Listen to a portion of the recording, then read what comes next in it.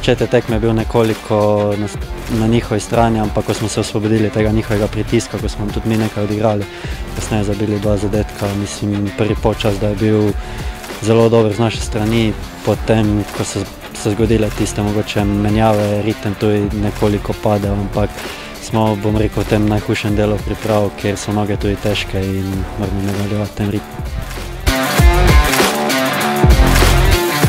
Jaz sam osebno sem v nekem ritmu tekmem, kar se mi mogoče tudi pozna na igrišču, da nekoliko, bom rekel, dvigujem svojo formo. In vsekakor je, bom rekel, boljše igrati tekmo, kot pa imeti tiste suhe treninge, tako da bodo tudi te naslednje tekme neki dober pokazatelj.